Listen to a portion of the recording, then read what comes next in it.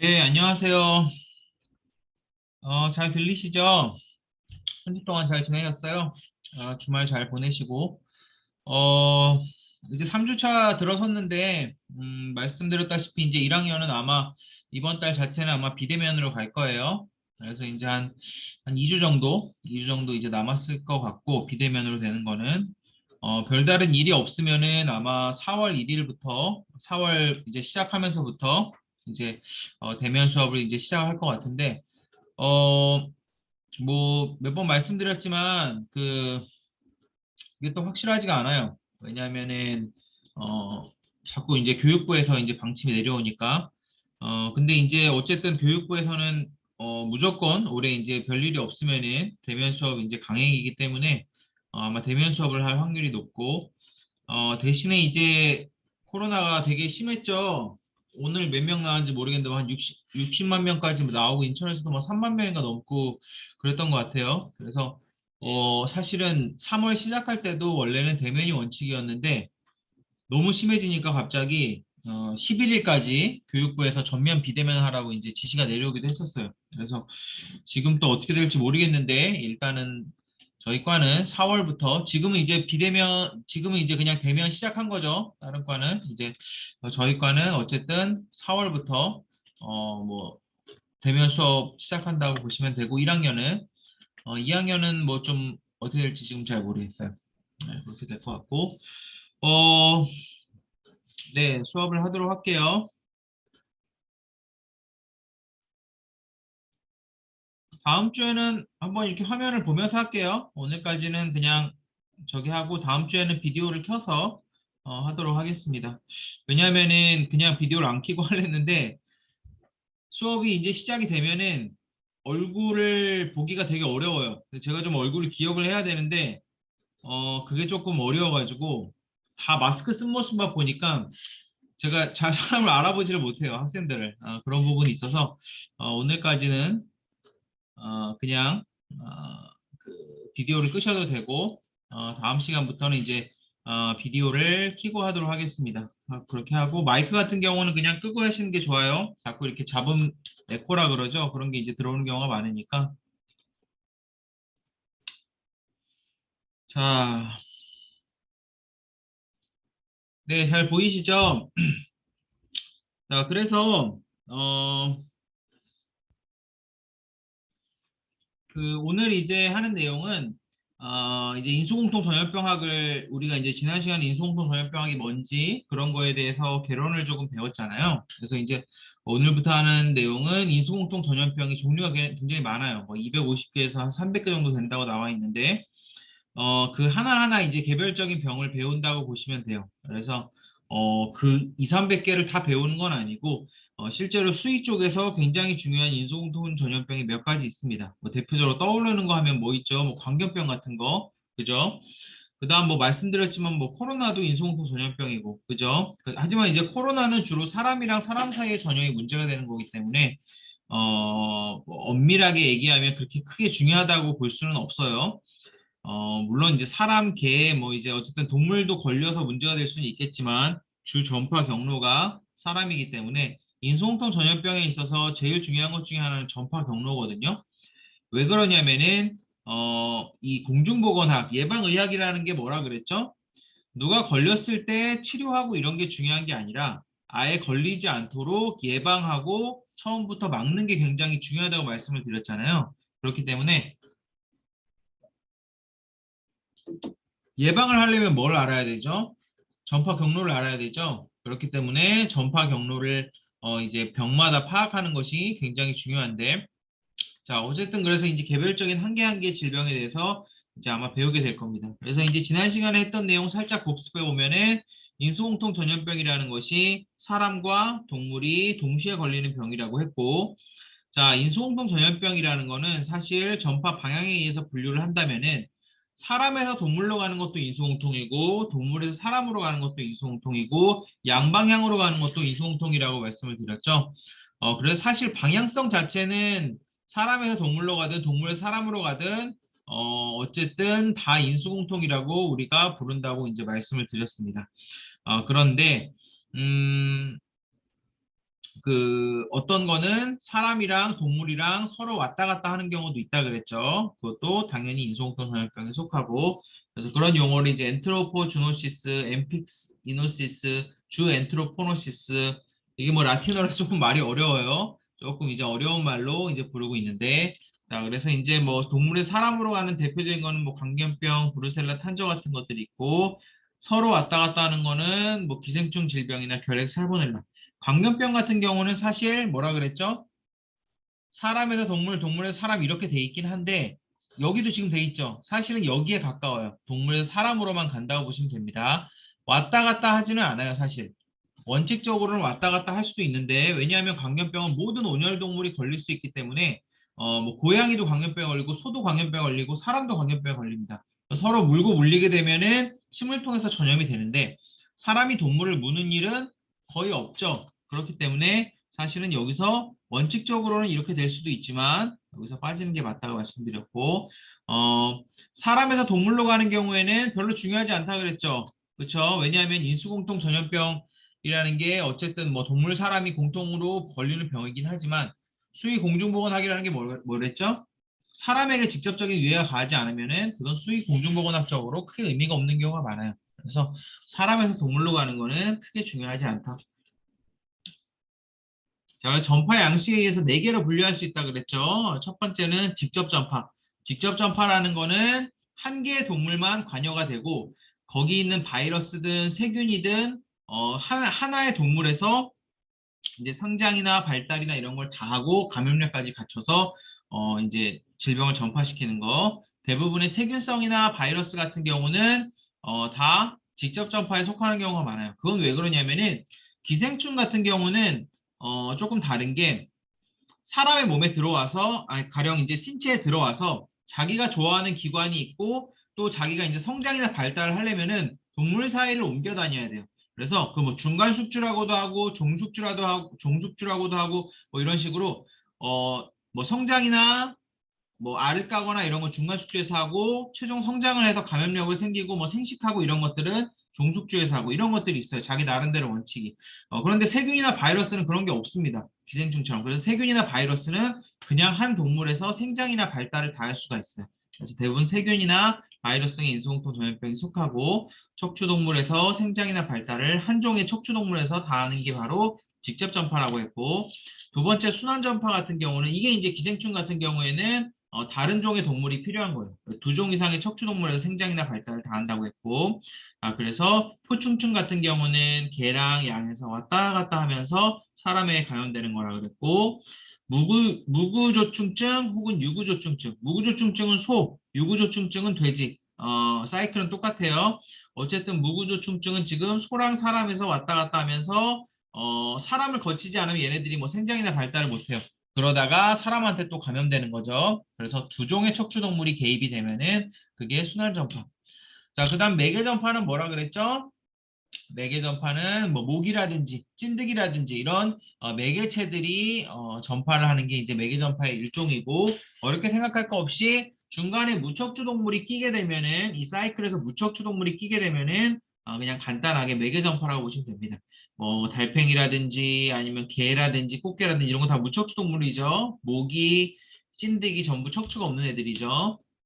자, 그 다음에 뭐 부생성 토양전파 혹은 뭐 사프로주노시스라고 부르는 애들은 잠시만요. 여기 복합이라고 해석해놨네요. 복합 인수공통 전염병이라고 해석해놨는데 부생성이 더 맞는 것 같아요. 부생성, 복합 인수공통 전염병, 사프로주노시스. 굉장히 용어가 많은데 어쨌든 병원균의 발달을 위해서 얘네들은 이런 애들은 다 뭐예요? 뭐 달팽이든 모기든 얘네들은 그래도 동물이고 생물이라고 볼 수 있죠. 근데 부생성이나 토양전파 같은 경우는 무생물, 흙이라든지 아니면은 뭐 식물, 뭐 식물은 뭐 엄밀하게 얘기하면 무생물은 아니지만 어쨌든 그런 환경적인 것들, 뭐 흙, 뭐 물, 뭐 식물 이런 식으로 무생물이 필요한 것들이 바로 부생성이라고 보시면 됩니다. 보시면은 뭐 흙이라든지 식물이라든지 이런 게 지금 대입이 돼 있죠. 그래서 이런 것들은 지금 부생성이라고 보시면 됩니다. 자, 사람과 동물의 전파 방향에 의한 인수공통 전염병의 분류 보시면은 아까 말씀드렸듯이 이제 다시 나오는 거예요. 엔트로포주노시스 사람에서 동물로 동물에서 사람으로 서로 왔다 갔다 하고 뭐 이런 것들. 광견병이 나와 있죠. 흔히 개나 야생동물에게 사람이 물렸을 경우 발생되지만 사람은 다시 동물을 묻는 경우가 드물다. 물을이 아니고 무는 경우가 드물다. 그죠? 그러니까 물면은 사람이 다시 동물을 물면은 서로 간 가능한 인수공통 전염병이고 원칙적으로 가능하기는 그렇게 전파되는 것도 가능하기는 하지만 그런 것들이 굉장히 드물기 때문에 여기에다 분류를 시킨다. 이렇게 말씀을 드렸고 자 이제는 원인체에 대한 분류를 우리가 이제 볼 거예요. 원인체에 대한 분류가 굉장히 중요합니다. 그래서 결국은 여러분들이 어떤 질병에 대해서 딱 들으면은 그 원인체를 알고 있어야 돼요. 가령 여러분 광견병 원인체가 뭘까요? 광견 미친 개가 원인체인가요? 개를 미치게 하는 원인이 있죠. 그게 바이러스입니다. 자, 코로나는 원인체가 뭐죠? 코로나는 바이러스죠. 그죠? 감기도 바이러스죠. 독감도 바이러스죠. 자, 노로바이러스라 그러죠. 우리가 뭐 굴 먹고 뭐 식중독 걸린 노로바이러스도 있고. 자, 이런 것들은 바이러스고. 자, 그다음에 제가 처음에 인수공통 전염병 설명할 때 김밥 식중독 얘기했죠. 그 성남이랑 부산 밀면집 있는 데서 계란으로 인해서 그 살모넬라 식중독이 일어났다 그랬죠. 살모넬라 균으로 인해서. 자, 이 균이라는 거는 세균이에요. 그럼 살모넬라는 바이러스가 아니고 세균입니다. 그죠? 그 다음에 뭐 여러분들이 보통 일반적으로 음식을 잘못 먹고 배탈이 나서 설사를 한다거나 하면은 그거는 대부분 세균에 의한 게 많아요. 자, 그 다음에 여러분들이 이제 뭐 중고등학교 때 뭐 저도 그렇고 사람이 이제 다 사춘기가 되면 여드름 같은 게 나죠. 자, 여드름 같은 게 나면은 그 안에 하얀 고름 같은 게 생기고 그쵸 시간이 지나면 뭐 노래지기도 하고 그 다음에 이제 그걸 짜면 피랑 같이 나오고 그게 뭐에 의한 거죠? 세균 감염에 의한 겁니다. 그거는 원인이 세균이 되는 거죠. 황색 포도상구균이라든지 이런 세균들이 원인이 돼서 그런 염증 같은 게 발생되는 게 이제 여드름이라고 보시면 돼요. 그러면은 이런 것들의 원인은 세균이 되는 거죠. 자, 그 다음에 기생충도 있어요. 자, 기생충은 뭐죠? 기생충은 뱃속에서 막 이렇게 꾸물꾸물 기어다니는 애들이 기생충이죠. 그죠? 세균이나 바이러스는 눈으로 보이지 않습니다. 그런데 기생충은 그렇게 눈으로 보이죠. 그런 것들이 이제 기생충이고. 자, 그럼 리케치아는 뭐예요? 자, 리케치아. 리케치아는 이제 조금 어려우니까 나중에 배우도록 하고. 자, 그 다음 진균성이라 그래서 여러분 곰팡이 들어봤죠? 그죠? 곰팡이는 뭐죠? 뭐 집이 이제 습하거나 결로가 끼게 되면 뭐 천장이나 이런 데 곰팡이 생기죠. 그죠? 그다음 음식 같은 거 오래 두면 어떻게 돼요? 몽글몽글 곰팡이 생기고 화장실에서 화장실이 좀 습기가 차고 청소가 제대로 안 되면은 또 벽인데 곰팡이가 낀단 말이에요. 그죠? 그런 애들 우리가 그다음에 곰팡이라는 애가 있고 효모라는 애가 있어요. 효모는 뭐죠? 술 만드는 게 효모죠.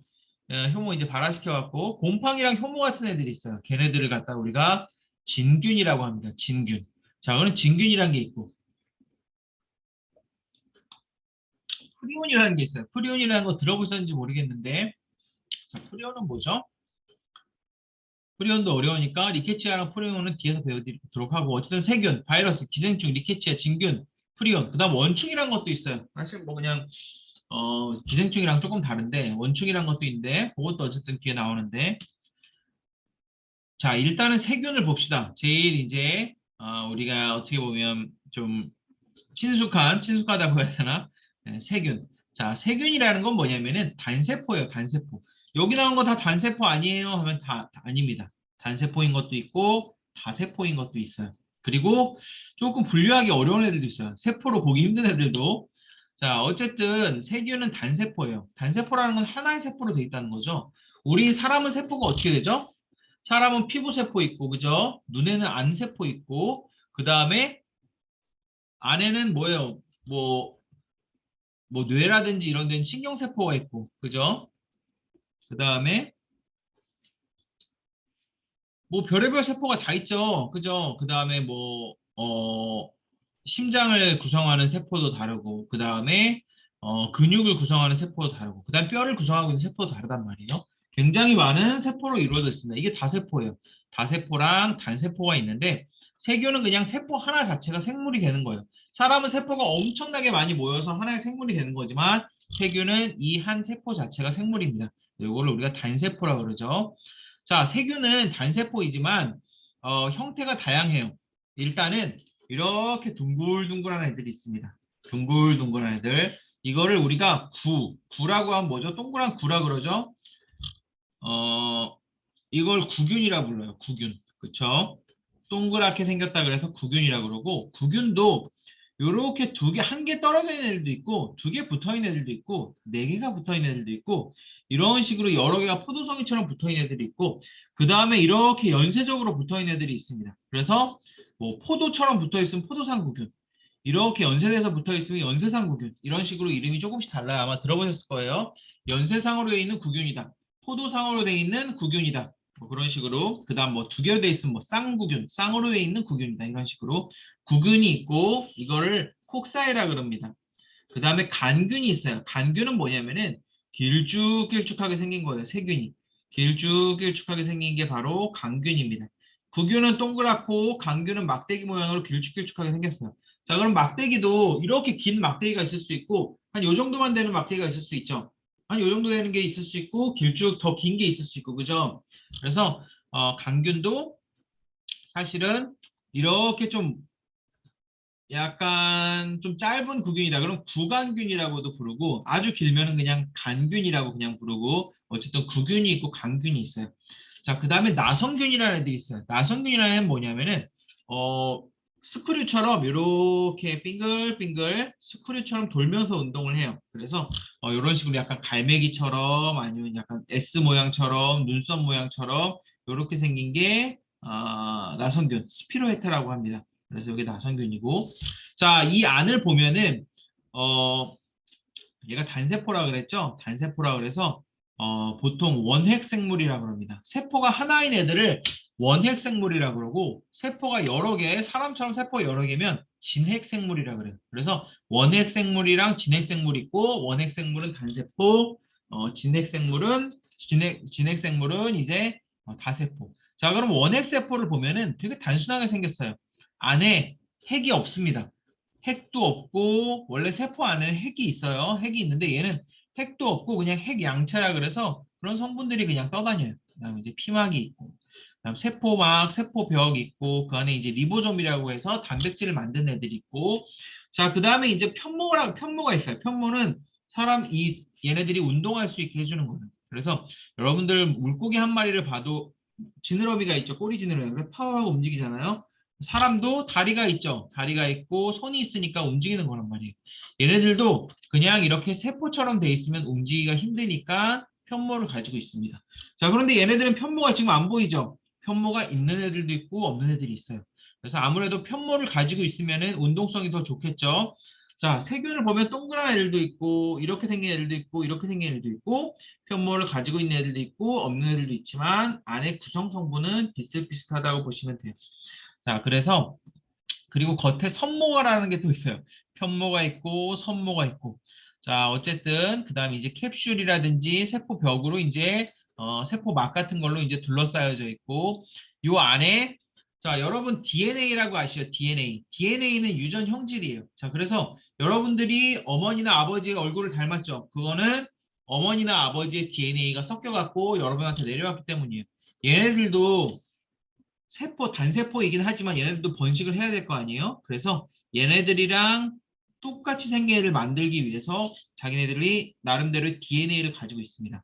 일반적으로 DNA는 어디에 있냐면은 핵 안에 있어요. 근데 얘네들은 워낙에 좀 하등 생물이기 때문에 아까 말씀드렸듯이 핵을 따로 만들지 않고, 어떤 핵막이라는 걸 만들지 않고 핵 자체를 그냥 이렇게 퍼뜨려 놨어요.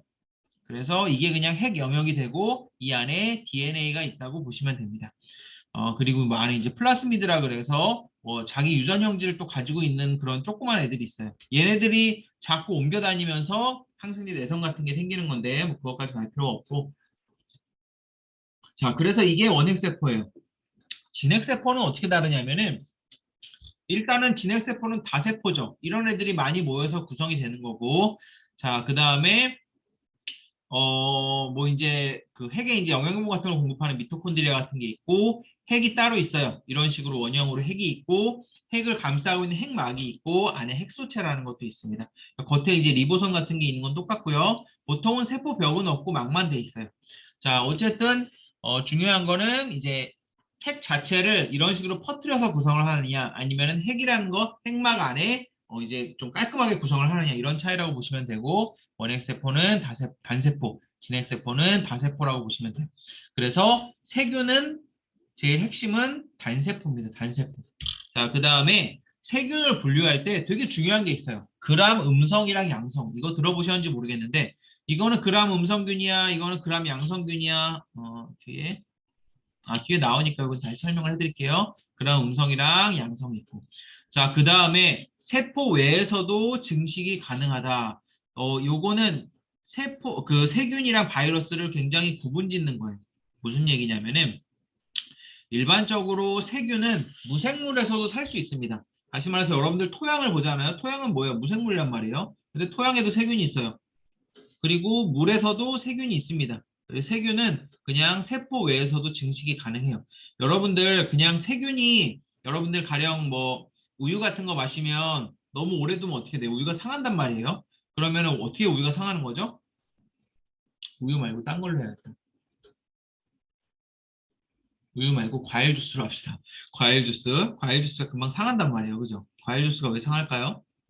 세균이 들어가 상하는 거죠. 그쵸? 세균이 처음에는 이제 한 마리가 들어가가지고 얘네들이 막 번식을 하는 거예요. 그럼 과일 주스는 생물이에요? 무생물이에요? 그 안에 설탕이랑 물밖에 없어요. 그죠? 그러니까 얘네들이 무생물 안에서도 막 증식을 합니다. 그래서 세균은 생물이든 무생물이든 증식을 합니다. 그래서 우리가 인위적으로 이 세균을 키울 때 영양배지라는 거를 써요. 나중에 올해는 공중보건하기 실습이 없어서 이 영양배지를 할 일이 제 생각엔 없을 것 같은데 어쨌든 이 배지라는 거 안에 배지가 이제 무생물이에요. 그 안에 이제 그냥 뭐 영양 성분이 있어요. 설탕 같은 것도 있고 그 다음에 뭐 질소원도 있고 그래서 위에다가 세균을 올려놓으면 얘네들이 막 자라기 시작합니다. 그래서 세균은 무생물 위에서도 잘 자란다고 보시면 되고 자 그래서 뭐 원핵세포와 진핵세포의 차이를 보면은 주로 원핵세포는 뭐 프로카리오트라 그래갖고 진핵세포는 유카리오트 뭐 이런 식으로 불러요. 그래서 세균이라든지 뭐 녹조류라든지 이런 하등생물, 진핵세포는 뭐 조류, 진균, 원충, 식물, 동물. 사람도 동물이죠. 사람도 진핵 생물이 되는 거예요. 자, 그 다음에 세포의 크기도 어때요? 아무래도 원핵이 진핵보다 작은 편입니다. 그리고 진핵세포 같은 경우는 어떻게 되어 있냐면은 아까 말씀드렸듯이 사람 보면 피부세포도 있고 뇌 신경세포도 있고 근육세포도 있고 뼈세포도 있고 이렇단 말이에요. 이 세포의 크기가 다 달라요. 그래서 세포의 크기가 굉장히 사이즈가 다양하고 원핵세포 같은 경우는 그거보다 조금 범위가 작다고 보시면 돼요. 자, 그 다음에 아까 말씀드렸듯이 제일 핵심은 진핵세포 같은 경우는 핵막, 그러니까 핵을 둘러싸고 있는 막이 있고 요 안에다가 핵을 딱 우겨 넣어가지고 잘 보관을 하고 있다면은 얘네들은 그냥 다 흩어져 있다고 보시면 돼요. 이제 거기 이제 차이점, 뭐 염색체라든지 뭐 히스톤이라든지 세포 소유형 이런 것들까지는 나중에 그냥 뭐 세포 생물학 하실 때 배우시면 되는 부분이고 자, 그 다음에 원핵세포는 보통 이제 세포벽이 있어요. 세포벽이 없는 애들도 있지만 세포벽이 있고 그 다음에 이제 진핵세포 있고 그 다음에 증식 방법도 조금 다릅니다. 원핵세포는 단세포죠. 단세포는 단순하니까 그냥 얘네들이 한 개 있던 게 두 개 쪼개지고 그 다음 얘 한 개 있던 게 또 두 개 쪼개지고 이런 식으로 이분법으로만 쪼개지고 진핵세포는 어때요? 유사분열이라고 배웠죠. 그래서 이렇게 쪼개지면서 그 다음 안에 있는 염색체 같은 것도 같이 쪼개지고 뭐 어쨌든 그런 식으로 그 옛날에 이제 생물 시간에 배우셨죠. 뭐 EN으로 해갖고 이제 쪼개지는 거. 자, 그 다음에 뭐 운동 양식 있는 경우 운동 양식에 이제 편모가 있으면은 단순한 편모가 있고 진핵세포도 보통 이제 사람의 그런 세포 같은 경우는 편모가 보통 없지만 어쨌든 있는 경우에는 복합 편모로 돼 있고 자 호흡은 뭐 세포질막 사립체 미토콘드리아라 그래서 이제 원핵세포는 미토콘드리아가 없죠. 자 그래서 아까 말씀드렸듯이 세균을 분류할 때 우리가 세균을 갖다가 그람 양성이냐 그람 음성이냐 이런 식으로도 분류한다고 그랬어요. 이거는 이제 그람이라는 사람이 염색되는 걸 얘네들이 관찰을 해보니까 얘네들이 이제 그 세포벽이 두껍냐 얇냐 아니면은 뭐 어떤 이런 부분들에 의해서 염색되는 게 색깔이 다르다는 걸 확인을 한 거예요. 그래서 일반적으로 이제 염색약을 보통 이제 두 개를 써요. 처음에 이제 고정이란 단계를 하고 그다음에 빨간 염색약을 쓰고 보라색 염색약을 쓰는데 빨간색 염색약에 간단하게 말씀드려서 염색이 잘 됐으면은 그람 음성이 되는 거고 뭐 사실 그렇지는 않은데 보라색 염색약이 염색이 됐으면은 이거를 갖다가 그냥 그람 염색 양성이라고 한다 이런 식으로 해두시면 돼요. 자, 근데 처음에는 그냥 색깔만 다를 뿐이네라고 생각을 했는데 이 사람이 점점 보다 보니까 얘네들이 특징 자체가 완전히 다른 거예요. 염색도 다르게 되지만 서로 간의 특징 자체도 완전히 다르다. 그래서 그람 양성이랑 그람 음성이랑 완전히 구분을 해놓은 겁니다. 그람 양성은 이런 식으로 보라색으로 염색되고 그람 음성은 빨간색으로 염색되는데 특징을 조금 볼까요? 일단은 그람 양성은 세포벽이 굉장히 뭐 두꺼운 펩티도 글리칸으로 이제 1층으로 돼 있고 그람 음성 같은 경우는 뭐 이제 훨씬 더 얇겠죠. 얇고 그다음에 바깥맛 2층으로 돼 있고 그래서 이제 세포벽이 다르다고 보시면 되고 그래서 그람 염색으로 했을 때는 양성은 보라색, 음성은 빨간색으로 됐고 자, 그다음에 이제 LPS라 그래갖고 뭐 어떤 일종의 그 뭐 독소 비슷한 거라고 보시면 돼요. 그래서 일반적으로 이제 그람 음성에서 이런 것들을 이제 형성을 하고 대독소 같은 경우도 이제 양성은 없는데 음성은 있다. 그래서 일반적으로 한번 염색을 해봐서 얘가 보라색으로 새로 발견되는 세균들이 많이 있습니다. 그러면은 얘를 한번 염색을 해요. 염색을 해서 얘네들이 이제 보라색으로 나오냐 아니면은 빨간색으로 나오냐 해서 그럼 염색이냐, 음성이냐, 양성이냐 구분을 하고 음성이냐, 양성이냐 이거를 이제 구분을 함으로 인해서 얘네들의 이제 특징이 어느 정도 이제 구분이 된다는 거죠. 자, 그렇게 되고 이제 자, 그 다음에 이제 두 번째로 진균이에요, 진균. 진균이라는, 우리가 진균이라고 부르는 거는 뭐 효모라든지 곰팡이. 아까 말씀드렸듯이 곰팡이라는 거는 우리가 이제 음식을 만든다든지 아니면은 뭐 먹는다든지 할 때 좀 이제, 뭐 상온에서 오랫동안 보관하면 음식에 곰팡이 피죠. 밥솥에서도 곰팡이가 피는 경우가 있죠. 그래서 어느 정도 습기가 있고, 그 다음에 이제 곰팡이 포자가 이제 막 날아다닙니다. 날아다니다가 이제 음식에 딱 앉으면은 거기서 이제 조건만 맞으면은 곰팡이가 점점 자라는 거죠. 그래서 얘네들은 상온에서 잘 자라요. 상온이라 그러면 이제 따뜻한 그냥 뭐 25도 일반 바깥 환경에서 잘 자라니까 음식을 밖에 내놓으면 그렇게 자라게 되고 일반적으로 냉장고에 넣으면 곰팡이가 잘 안 생기든지 생기는데 굉장히 오래 걸리죠. 그래서 낮은 온도에서는 생장이 안 되든지 생장이 굉장히 느리다고 보시면 되고 자, 곰팡이로 인한 질병들도 굉장히 많이 있습니다. 그러니까 인수공동 전염병에서 곰팡이로 인한 진균성 질병이 있는 거예요. 자, 진균성 질병 어떤 게 있죠? 사람에서 대표적으로 있는 진균성 질병이 바로 무좀이에요. 무좀. 그래서 무좀이 생기면은 이거 피부 사상균이라고 해요. 피부 사상균이라고 그래가지고 얘네들이 이제 살을 파고들어서 막 이제 먹고 이제 살 안에 있기 때문에 퇴치가 좀 힘들다 그러죠. 무좀이 막 자꾸 재발하고 치료가 잘 안 돼요. 이런 말 하는 게 바로 이제 뭐 진균의 어떤 특성 때문에 그렇고 동물에 있어서는 대표적으로 뭐가 있냐면은 동물에서도 이 무좀균 비슷한 게 있어요. 이 무좀균을 일으키는 게 이제 피부 사상균이고 동물에도 피부 사상균이 있는데 얘네들이 그 개라든지 고양이에서 그 진균증을 일으킵니다. 그래서 그걸 이제 피부 사상균증이라고도 하고 더마토파이토시스라는 그런 용어도 쓰고 간단하게는 링웜이라고도 불러요. 링웜이라는 표현도 쓰고 어쨌든 굉장히 다양하게 어쨌든 표현을 한다고 보시면 되고 자, 그래서 여러분 이제 키우는 이제 강아지에서도 마찬가지예요. 여러분 이제 키우는 강아지 보시면은 혹시 이런 거 보셨어요? 강아지가 여기 있는 데가 막 이제 막 갈색이 되고 뭐 아니면 뭐 경우에 따라서는 좀 코끼리 피부라 그래서 이렇게 우들두들해지고 강아지가 막 계속 가려운지 막 핥기도 하고 그 다음에 막 만지면 찐득찐득하기도 하고 그 다음 막 냄새도 나고 냄새가 약간 맥주 냄새 같은 거 나고 이게 말라세치아라는 질병이에요 강아지에서 말라세치아라 그래서 이게 진균성 질병입니다. 어떻게 생겼냐면 요렇게 눈사람처럼 생겼어요. 그래서 이제 발화법이라 그래서 이분법이랑 다르게 이제 효모가 증식하는 방법이에요. 이렇게 하나 있으면은 조그맣게 튀어나오고 얘네들이 점점 커져서 하나 나가는 지금 조그맣게 튀어나오고 있죠. 이런 식으로 이제 어떻게 보면 발화가 되는 거죠. 그래서 얘는 효모성 질병이에요. 효모성 질병.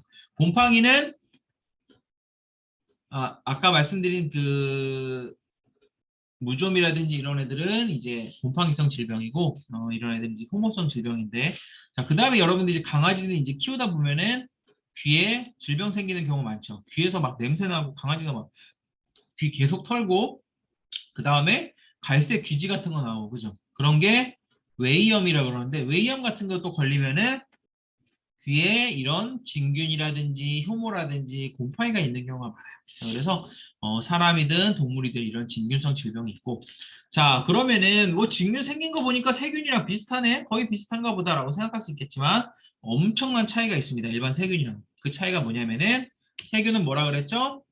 단세포 원핵생물 진균은 뭐라고요? 진핵세포 진핵생물입니다. 그러니까 진균 같은 경우는 굉장히 단순해 보이지만 이 원핵세포인 세균에 비해서 훨씬 더 발달된 그런 형태라고 보시면 돼요. 그래서 세균보다 안의 구조는 훨씬 더 복잡하다고 보시면 됩니다. 자, 그래서 어쨌든 방금 말씀드렸듯이 정리하면은 세균은 단세포, 진균은 원핵생물이 아니니까 뭐죠? 다세포이면서도 그 다음에 진핵, 그죠? 원핵이 아니라 진핵인 거고. 자, 그 다음에 바이러스는 어때요? 바이러스. 자, 이제 바이러스 되게 많이 들어봤죠. 바이러스는 무슨 차이가 있죠? 바이러스는 세균이랑 결정적인 차이가 있는데 세균은 아까 제가 말씀드렸죠. 무생물에서도 생존이랑 증식이 가능해요. 세포 외에서도 생존과 증식이 가능합니다. 흙이라든지 다른 곳에서도 과일 주스에서도 영양분, 뭐 설탕이 있든지 좀 자기네들 먹을 것만 있으면 증식이 얼마든지 돼요. 그런데 바이러스는 반드시 세포가 있어야 돼요. 다시 말해서 세균은 기생을 하지 않아요. 기생을 하지 않고 스스로 영양분만 있으면 자립할 수 있지만 바이러스는 반드시 기생을 합니다. 그래서 여러분들 코로나 바이러스가 어디서 걸리죠? 사람 몸이든 동물 몸이든 어쨌든 몸에서 걸리는 거란 말이에요.